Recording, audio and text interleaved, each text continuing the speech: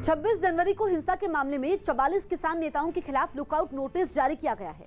Delhi police crime branch की चिट्ठी में 44 किसान नेताओं के नाम का जिक्र है। चिट्ठी में डीसीपी ने 26 जनवरी हिंसा की समयपुर बादली में दर्ज हुई एफआईआर का जिक्र करते हुए कहा कि ये सभी नेता जांच के समय देश से भागने की कोशिश कर सकते हैं और अगर ये ऐसा करें तो इन्हें तुरंत हिरासत में लिया जाए। इनमें राकेश टिकैत, मेधा पाटेकर, दीप सिद्धू और योगेंद्र यादव समेत कई नेताओं के नाम हैं। ट्रैक्टर रैली के दौरान हुई हिंसा के बाद दिल्ली की सीमाओं पर हलचल तेज हो गई। इस बीच दिल्ली पुलिस और यूपी पुलिस ने गाजीपुर बॉर्डर पर बेहद सख्त रुख अपना लिया।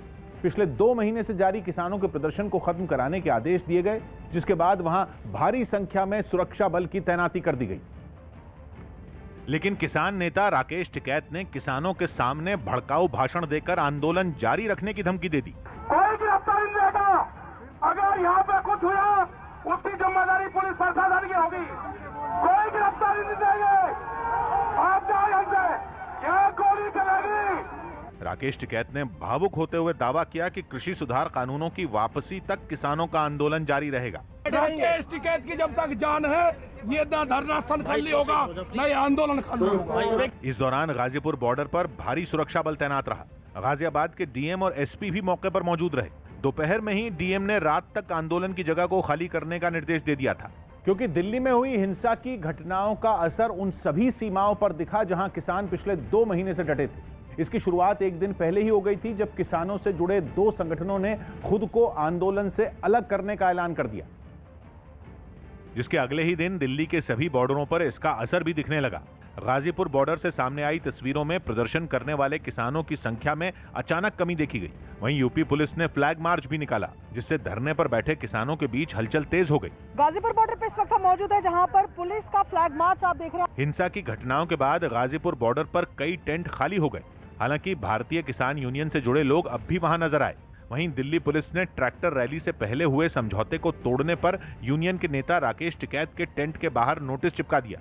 उनसे इस मामले में जवाब भी मांगा गया। उसमें तो तीन दिन का वो मांगे आगे क्या क्या चीज जो उसका जवाब दे दो तो जवाब दे देंगे उसको। गाजीपुर बॉर्डर पर पिछले 2 महीने से डटे राष्ट्रीय किसान मजदूर संगठन के वहां से चले जाने के बाद किसानों का प्रदर्शन ठंडा पड़ गया, क्योंकि गणतंत्र दिवस के दिन जिस तरह किसानों ने ट्रैक्टर रैली निकाली और एक के बाद एक हिंसा की कई घटनाएं हुई, उससे देश भर में नाराजगी बढ़ गई। किसानों के समर्थन में खड़े लोग भी उनका विरोध करने लगे। और यही वजह रही कि चिल्ला बॉर्डर पर डटे भारतीय किसान यूनियन के भानु गुट के किसानों ने एक दिन पहले ही अपना प्रदर्शन खत्म कर दिया, जिसके बाद वहां गाड़ियों की आवाजाही एक बार फिर शुरू हो गई। 58 दिनों के बाद अब आप देख सकते हैं चिल्ला बॉर्डर खुल चुका है।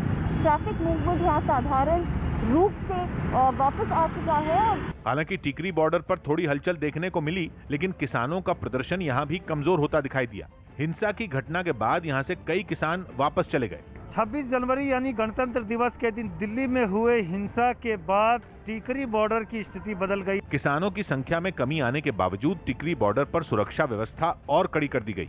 सुरक्षा बल के सैकड़ों जवान वहां तैनात दिखे। दिल्ली के गाजीपुर बॉर्डर पर किसान नेता राकेश टिकैत के अनशन पर अड़ जाने के बाद वहां पुलिस बल बढ़ा दिया गया, लेकिन देर रात पुलिस के जवान गाड़ियों में वापस लौट गए। राकेश टिकैत ने कृषि सुधार कानून वापस न लिए जाने तक अपना आंदोलन जारी रखने का ऐलान किया है। इस वक्त गाजीपुर में जिस आंदोलन को लेकर सुबह से सुरक्षाकर्मी और पुलिसकर्मी यहाँ पर मौजूद थे, अब वो गाड़ियों में बैठकर वापस जाने की यहाँ से तैयारी कर रहे हैं, क्योंकि सुबह से ये पुलिसकर्मी यहाँ पर जुटे हुए थे, क्योंकि जो प्रशासन की तरफ से राकेश टिकैत और यहाँ पर किसान आंदोलन जो यहाँ पर बाईं तरफ आपको दिखाई देगा, ये किसान आंदोलन यहाँ पर ख़त्म होने वाला था, लेकिन ये ख़त्म नहीं हुआ। यहाँ पर दोबारा किसान जुटने लगे और इसके बाद अब यहाँ पर प्रशासन का जो अमला था वो यहाँ से वापस जा रहा है, क्योंकि ये कहा जा रहा था कि कोई कार्रवाई होगी यहाँ पर, लेकिन अब यहाँ पर कोई कार्रवाई होती नहीं दिख रही है। और यही वजह है कि जो पुलिस की जो जवान हैं यहाँ से वापस जाने लगे हैं। और यहाँ पर सुबह से यहाँ पर जवानों की तादाद इतनी थी कि ये लग रहा था कि आज रात कोई कार्रवाई होगी, लेकिन अब ये जवान यहाँ से वापस निकल रहे हैं। आप देख सकते हैं सभी जवानों को यहाँ से वापस बुलाया जा रहा है और सभी अपनी गाड़ियों में बैठकर एक एक करके निकलने लगे हैं। तो कुल मिला के ये कहना होगा कि जिस आंदोलन को यहाँ पर खत्म माना जा रहा था वो एक बार फिर उठ गया है। कृषि सुधार कानूनों के विरोध में उत्तर प्रदेश के बागपत में पिछले 40 दिन से हाईवे पर धरना दे रहे किसानों को पुलिस ने हटा दिया। यूपी सरकार ने राज्य के किसानों के धरनों को खत्म करवाने का आदेश दिया है। जिसके तहत कार्रवाई करते हुए हाईवे को खाली करा लिया गया। इस दौरान पुलिस और प्रशासन के कई बड़े अधिकारी भी वहां मौजूद रहे। उनकी अपील पर कुछ किसान तो खुद ही वहां से चले गए, लेकिन जिन्होंने जाने में आनाकानी की उन पर पुलिस ने सख्ती भी दिखाई।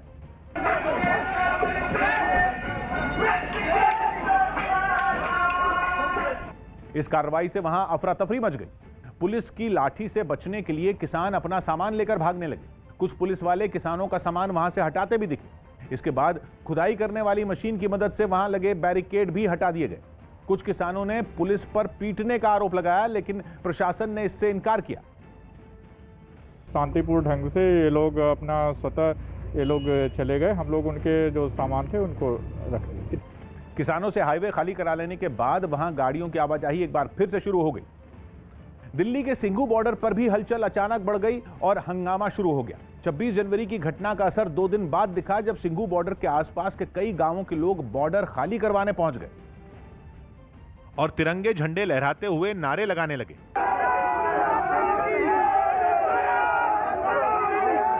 प्रदर्शनकारियों का गुस्सा लाल किले पर धार्मिक झंडा फहराए जाने से भड़का। प्रदर्शनकारी किसानों के टेंट तक पहुंच गए और वहां पहुंचकर किसानों को बॉर्डर खाली करने का अल्टीमेटम दे दिया। इस जगह खाली करवाना चाहते हैं और करवाएंगे। माफी मांगे अपने घर जाएं। पिछले 2 महीने से जारी आंदोलन की वजह से बॉर्डर के गांवों के लोग पहले से ही परेशान हैं। लोगों के काम धंधे चौपट हैं और नौकरी पेशा लोगों के सामने घरों से निकलने तक का संकट है। लेकिन 26 जनवरी की हिंसा के बाद लोगों के सब्र का बांध टूट गया। एक किसान नहीं कर सकता, ये भेड़िए है किसान के रूप में। पुलिस वाले हमारे भाई, हमारी सुरक्षा में उनको मारा इन्होंने। बॉर्डर पर पुलिस की तैनाती भी एक दिन पहले ही बढ़ा दी गई थी। बॉर्डर पर पुलिस के साथ आरएएफ की तैनाती भी दिखी। घंटों तक सिंघू बॉर्डर पर किसानों के खिलाफ प्रदर्शन चलता रहा, लेकिन दोनों पक्षों में टकराव की स्थिति नहीं बनी। और कुछ ऐसा ही हाल हरियाणा और राजस्थान के बॉर्डर पर भी हुआ। राजस्थान के शाहजहांपुर के दर्जनों गांव ऐसे हैं जो किसानों के धरने की वजह से पिछले 2 महीने से परेशान हैं। लेकिन 26 जनवरी की हिंसा देखने के बाद उनके भी सब्र का बांध टूट गया।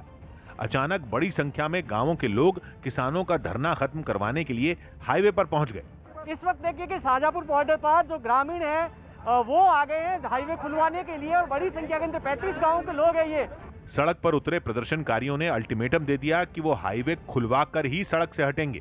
दिल्ली जयपुर हाईवे का ये हिस्सा किसान आंदोलन के कारण कई दिनों से बंद है। पब्लिक परेशान है, रोजी रोटी के लिए सारे परेशान हो रहे हैं। यहाँ पर कितनी पब्लिक परेशान है, सारा हाईवे उन्होंने घूम कर रखा है। पिछले 2 महीने परेशान है। आज हटवा के मानेंगे इसको, कुछ मरेंगे या मारेंगे, हटवा के मानेंगे आज इसको।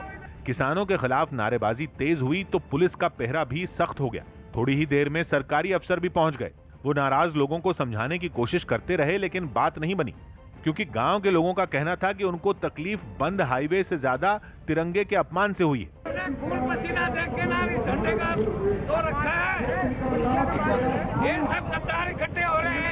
दोनों पक्षों के बीच टकराव न हो, इसलिए पुलिस ने धरने पर बैठे किसानों की सुरक्षा बढ़ा दी। 26 जनवरी को दिल्ली में हुई हिंसा के बाद योगी आदित्यनाथ सरकार ने बॉर्डर पर चल रहे धरनों को खत्म करवाने का बड़ा फैसला लिया। न्यूज़ 18 के अजीत सिंह की रिपोर्ट है कि दिल्ली के आसपास के इलाकों समेत राज्य के अलग अलग जिलों में चल रहे किसानों के धरने को यूपी सरकार ने खत्म करवाने का निर्देश दिया है। यूपी के सभी जिला अधिकारियों और पुलिस अफसरों को सरकार की तरफ से ये निर्देश दिया गया और ये भी साफ कर दिया गया कि जो नहीं मानेगा उसके खिलाफ कार्रवाई की जाएगी। योगी सरकार के एक्शन का असर कुछ ही देर में देखने को भी मिल गया। दिल्ली के पास नोएडा में भारतीय किसान यूनियन लोक शक्ति गुट ने दलित प्रेरणा स्थल पर चल रहा अपना धरना खत्म कर दिया, जबकि मथुरा में भी यमुना एक्सप्रेसवे के पास चल रहा धरना 9 दिन बाद खत्म हो गया। इसके लिए शहर के डीएम और एएसपी वहां पहुंचे और किसानों से बातचीत के बाद धरने को खत्म करवाया गया। इससे पहले मथुरा के जिलाधिकारी और एएसपी पूरी टीम के साथ धरने की जगह पर जाने के लिए दफ्तर से निकले और उन्होंने वहां पहुंचकर धरने पर बैठे किसानों से काफी देर तक बातचीत की। इस दौरान पूर्व सांसद बाबूलाल चौधरी भी वहां मौजूद रहे। अफसरों से बातचीत के बाद किसानों ने धरना खत्म करने का फैसला लिया और उस जगह को खाली कर दिया। लाल किले में हुई तोड़फोड़ के मामले में एफआईआर दर्ज करने की प्रक्रिया शुरू हो गई। केंद्रीय मंत्री प्रहलाद पटेल ने जानकारी दी कि लाल किले में उपद्रव करने वालों के खिलाफ कड़ी कार्रवाई की तैयारी की जा रही है। एएसआई के अधिकारी जो लाल किले के हमारे इंचार्ज हैं, उनने जाकर थाने में उस क्षति के बारे में अपनी जानकारी दी है और घटनाक्रमों के समय अवधि के साथ ही दी है। इंडोनेशिया के जावा में एक ज्वालामुखी के फटने की वजह से सैकड़ों लोग घर छोड़ने को मजबूर हो गए। माउंट मरापी नाम का यह ज्वालामुखी दुनिया के सबसे सक्रिय ज्वालामुखियों में एक है, जो एक बार फिर फट गया। पहाड़ की चोटी से पहले तो राख और धुएं का गुबार उठता दिखा, लेकिन जल्द ही वहां धमाके होने लगे और गर्म लावा ज्वालामुखी से निकलकर नीचे की तरफ बहने लगा। धमाके की आवाज इतनी तेज थी कि इसे कई किलोमीटर दूर से भी सुना जा सकता था।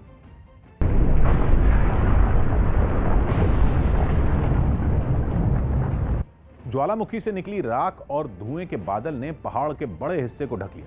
बाद में ये नदी की तरह नीचे बहने लगा। ज्वालामुखी का ये रूप देख आसपास रहने वाले लोग सहम गए। लोगों को आनन फानन में वहां से हटाकर सुरक्षित ठिकानों की तरफ भेजा गया। इस दौरान पुलिस और राहत बचाव की कई टीमों को वहां तैनात किया गया ताकि कोई अनहोनी होने पर लोगों की फौरन मदद की जा सके। दिल्ली में 26 जनवरी को हुई हिंसा में यूएपीए और देशद्रोह का केस दर्ज होने के बाद साजिश की जांच करने के लिए स्पेशल सेल की टीम बनाई गई है।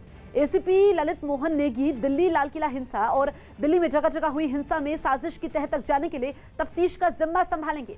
एसीपी की टीम में कई इंस्पेक्टर को शामिल किया गया है और हर इंस्पेक्टर को अलग अलग टास्क दिया गया है। इसमें एक टीम लखा समेत दीप सिद्धू और लाल किले पर झंडा लहराने वाले आरोपियों की धरपकड़ करेगी, जबकि एक टीम हिंसा में शामिल अन्य लोगों की पहचान कर उनकी गिरफ्तारी पर काम करेगी। एक टीम को इलेक्ट्रॉनिक सर्विलांस के जरिए साजिश के सूत्रधारों की पहचान करने का जिम्मा सौंपा गया है। भारतीय रेलवे ने यात्रियों को बड़े और भारी सामान को ढोने से छुटकारा दिलाने के लिए अहम कदम उठाया।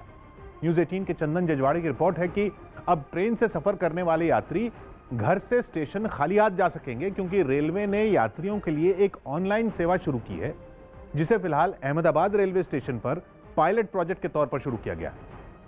इसके लिए लोगों को www.bookbaggage.com वेबसाइट या बुक बैगेज ऐप का इस्तेमाल करना होगा, जिस पर रजिस्ट्रेशन कराने के बाद यात्री को ट्रेन के जिस कोच में सफर करना है और उसके सामान से जुड़ी जानकारी देनी होगी, जिसके बाद उसके सामान को 4 से 5 घंटे पहले घर से जाकर उस यात्री की सीट तक पहुंचा दिया जाएगा। खास बात यह कि सामान पर QR कोड लगाया जाएगा, जिससे यात्री अपने सामान को ऑनलाइन ट्रैक भी कर सकेंगे। इस सेवा के लिए यात्रियों को सामान के वजन और दूरी के हिसाब से 50 रुपए से 600 रुपए तक चुकाने होंगे। रेलवे को अतिरिक्त आय होगी और जो रेलवे में जो कुली जो हमारे प्लेटफॉर्म पर काम करते हैं उन्हें भी एक अतिरिक्त आय का साधन जो है इससे मिलेगा। जम्मू कश्मीर में एक आतंकी को गिरफ्तार किया गया। जम्मू कश्मीर के बांदीपुरा में सुरक्षा बल ने एक आतंकी को गिरफ्तार कर लिया। पकड़े गए इस आतंकी का नाम इम्तियाज अहमद है। इसके पास से एक पिस्तौल और 5 ग्रेनेड बरामद किए गए। इन्फॉर्मेशन मिली, हमने जो है इसकी सर्च स्टार्ट की और वहां से हमने इसको पकड़ा। आम आदमी पार्टी 6 राज्यों में अगला विधानसभा चुनाव लड़ेगी, जिनमें उत्तर प्रदेश और उत्तराखंड के अलावा गोवा, पंजाब, हिमाचल और गुजरात शामिल हैं। दिल्ली के सीएम अरविंद केजरीवाल ने यह ऐलान पार्टी की राष्ट्रीय परिषद की बैठक में किया। पार्टी ने तय किया कि अगले 2 साल में इन 6 राज्यों में चुनाव लड़ेंगे। उत्तर प्रदेश के मेरठ में रविवार को हुई बीजेपी की बाइक रैली का एक वीडियो सोशल मीडिया पर वायरल हो गया। आरोप है कि इस रैली में शामिल लोगों ने काफी हंगामा किया। अगर कोई आंख उठाएगा तो आंख निकाल लूंगा, हाथ उठाएगा तो हाथ तोड़ दूंगा। उत्तर प्रदेश के बस्ती में 3 लड़कों पर एक लड़की के गैंगरेप का आरोप लगा। ये मामला सामने आने के बाद पुलिस तीनों फरार आरोपियों की तलाश कर रही है। जिन लोगों के ऊपर आरोप लगाया गया उन लोगों की गिरफ्तारी का प्रयास किया जा रहा है। मध्य प्रदेश के सागर में घरेलू झगड़े से परेशान एक बुजुर्ग आदमी मोबाइल टावर पर चढ़ गया। बताया गया कि इस आदमी का अपने भाइयों से जेवरात और नकदी के लिए झगड़ा चल रहा है और इसी बात से खफा होकर वो मोबाइल टावर पर चढ़कर बैठ गया, जिसके बाद वहां मौजूद लोग उस आदमी से नीचे उतरने की अपील करते दिखे। अरे आप आइए तो नीचे, हम कहते रहे आपसे कि आपकी बात सुनी जाएगी। इस बीच टावर पर चढ़े आदमी को देखने के लिए वहां भीड़ जुट गई, जिनमें कुछ लोग तो अपने मोबाइल से वीडियो बनाते भी दिखे। अरे आइए तो आपसे पूरा समाधान होगा। बाद में किसी तरह समझा बुझाकर उस आदमी को टावर से नीचे उतारा गया। पश्चिम बंगाल के हावड़ा में पार्टी कार्यकर्ताओं पर हमले के विरोध में बीजेपी ने जोरदार प्रदर्शन किया। वहां कुछ दिन पहले बीजेपी और टीएमसी समर्थकों के बीच हिंसक झड़प हुई थी, जिसमें बीजेपी के एक नेता को गोली मार दी गई, लेकिन हमलावरों की अभी तक गिरफ्तारी नहीं होने से बीजेपी कार्यकर्ता भड़क गए। हावड़ा से पार्टी के सांसद अर्जुन सिंह के साथ सैकड़ों कार्यकर्ता पुलिस कमिश्नर के दफ्तर का घेराव करने पहुंच गए। हालांकि पुलिस ने उन्हें रोकने के लिए रास्ते में ही बैरिकेड लगा दिए, लेकिन गुस्साए कार्यकर्ता पुलिस से ही भिड़ गए। प्रदर्शन में शामिल कार्यकर्ताओं ने बैरिकेड गिराने की कोशिश शुरू कर दी। इनमें महिलाएं भी शामिल थी।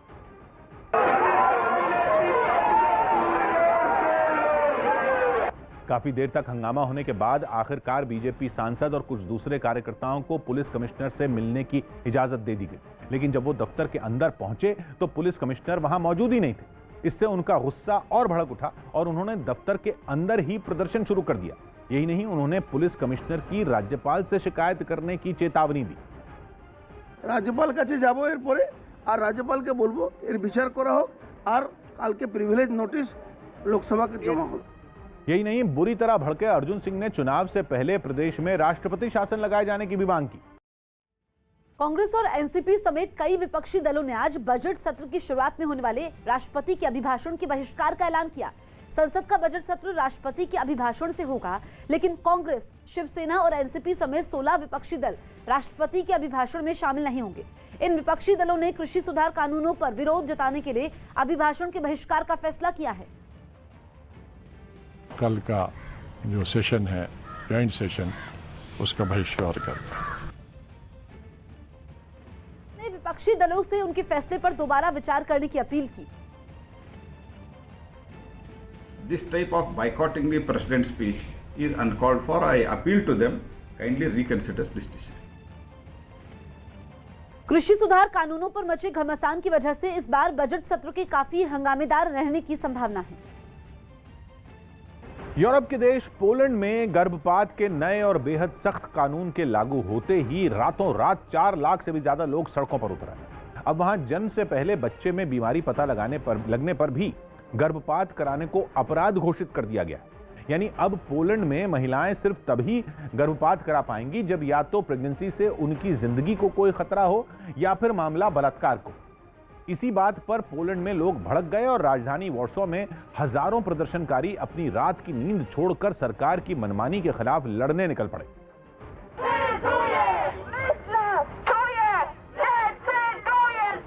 शहर के अलग अलग इलाकों से होते हुए वो सत्ताधारी पार्टी के दफ्तर की तरफ मार्च करते नजर आए।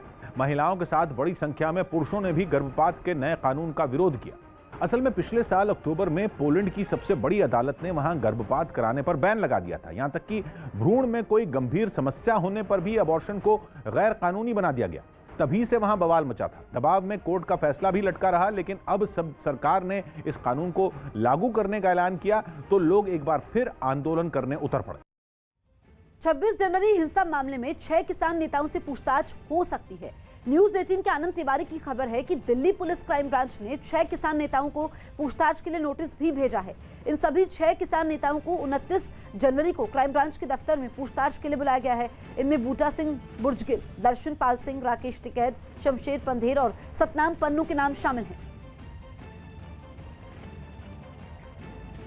दिल्ली में 26 जनवरी को हुई हिंसा के मामले में फरार चल रहे दीप सिद्धू सोशल मीडिया पर सामने आए।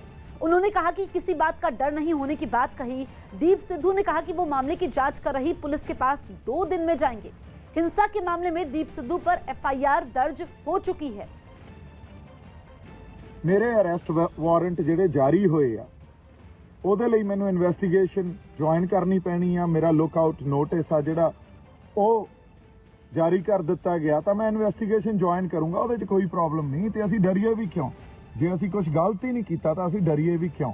ਸੋ ਇਸ ਕਰਕੇ ਇਨਵੈਸਟੀਗੇਸ਼ਨ ਏਜੰਸੀਜ਼ ਨੂੰ, ਪੁਲਿਸ ਡਿਪਾਰਟਮੈਂਟ ਨੂੰ ਮੈਂ ਇਹ ਗੱਲ ਕਹਿਣਾ ਵੀ ਤੁਸੀਂ ਭਾਲਣ ਵਾਸਤੇ ਘਰੋਂ ਘਰੀ ਜਾਂ ਬੰਦਿਆਂ ਨੂੰ ਬੁਲਾਉਣਾ ਇਹ ਖੇਚਲ ਨਾ ਕਰੋ।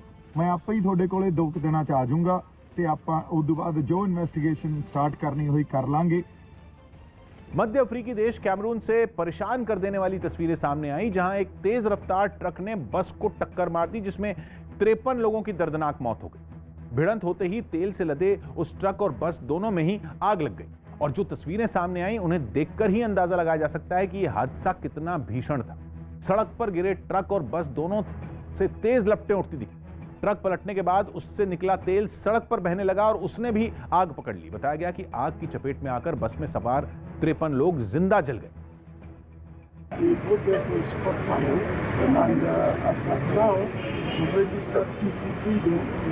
हादसे के बाद दोनों गाड़ियां काफी देर तक जलती रहीं और उनका मलबा सड़क पर ही बिखरा रहा। बाद में फायर ब्रिगेड ने आग बुझाई और मलबा हटाकर सड़क को साफ करवाया। इस हादसे में 30 से ज्यादा लोग घायल हो गए, जिन्हें अस्पताल में भर्ती करा दिया गया। मुंबई के भांडुप इलाके में कपड़े बनाने वाली फैक्ट्री में भीषण आग लग गई। बताया गया कि जिस वक्त फैक्ट्री में आग लगी वहां 50 कर्मचारी काम कर रहे थे, जिन्हें सुरक्षित बाहर निकाल लिया गया, लेकिन आग को फैलने से नहीं रोका जा सका, जिसकी वजह से फैक्ट्री के आसपास तेजी से धुआं फैल गया। आलम यह था कि दूर से ही आग की लपटें नजर आ रही थी। गाड़ी बोला देने पानी वाला। आग लगने की खबर मिलने के बाद वहां पहुंची दमकल की गाड़ियों ने मोर्चा संभाला और पानी की बौछार कर आग की लपटों को शांत करने की कोशिश की। दमकल की 12 गाड़ियों ने करीब 2 घंटे की मशक्कत के बाद किसी तरह आग पर काबू पाया। तमिलनाडु की पूर्व मुख्यमंत्री जयललिता की करीबी कही जाने वाली शशिकला की जेल से रिहाई पर उनके समर्थक जश्न में डूब गए। आय से अधिक संपत्ति के मामले में सजा पूरी करने के बाद एक दिन पहले उन्हें आधिकारिक तौर पर रिहा कर दिया गया था और तमिलनाडु में चुनावी सरगर्मियों के बीच शशिकला की रिहाई ने उनके समर्थकों का जोश बढ़ा दिया।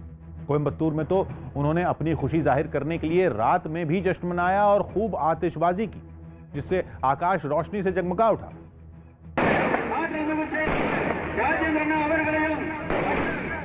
वहीं मदुरई में शशिकला के भतीजे दिनाकरन की पार्टी एएमएमके के कार्यकर्ता भी बेहद उत्साहित नजर आए।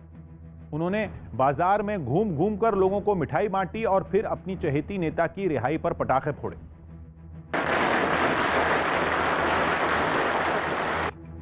शशिकला जेल से तो रिहा हो गई, लेकिन कोरोना होने की वजह से वो अभी अस्पताल में भर्ती हैं और ठीक होने के बाद ही अपने परिवार से मिल पाएंगी। लेकिन शशिकला के जेल से रिहा होने के बाद तमिलनाडु में सियासी हलचल तेज हो सकती है, क्योंकि वो जयललिता की बहुत खास मानी जाती थी। लेकिन जयललिता की मौत के बाद बहुत कुछ बदल गया और 66 साल की शशिकला को आय से अधिक संपत्ति के केस में 2017 में 4 साल की सजा सुनाई गई। यही नहीं, शशिकला को वो दिन भी देखना पड़ा जब उन्हें जयललिता की पार्टी AIADMK से बाहर का रास्ता दिखा दिया गया और पार्टी और सरकार की कमान पलनीस्वामी ने संभाल ली। इस बीच उनके भतीजे दिनाकरन ने AMMK नाम से अलग पार्टी बना ली।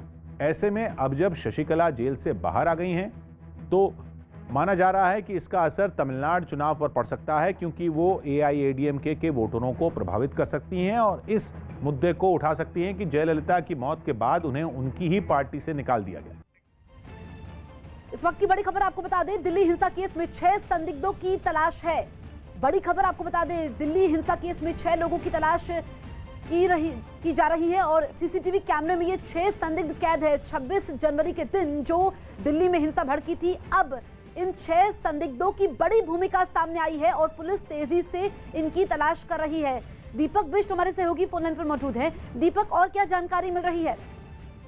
देखिए, बीती रात से लगातार यहाँ पर जो है काफी उथल पुथल थी, क्योंकि प्रशासन की तरफ से पूरी मुस्तैदी थी, लेकिन प्रशासन की टीमें 12 से 1 बजे के बीच में यहाँ से निकल गई और उसके बाद ही यहाँ पर कुछ लोग बड़े थे जो समर्थन में राकेश टिकैत के आए थे, जिसके बाद मंच पर हलचल बढ़ी थी और उसके बाद से लगातार लगभग 50 से 60 लोग जो यहाँ पर पहुंचे हैं वही यहाँ पर मौजूद हैं मंच पर और कोशिश ये की जा रही है कि यहाँ पर से मंच को जो है साझा किया जाए। आज देखना यही होगा, क्योंकि राकेश टिकैत ने ये कहा है कि मंच से जब बीती रात वो बोले हैं तो उन्होंने लोगों का आह्वान किया अपने। जो ये 6 संदिग्ध है, इनकी तलाश अब पुलिस ने तेज कर दी है। आज की ताजा खबर जारी है। मैं हूं किशोर अजवाणी।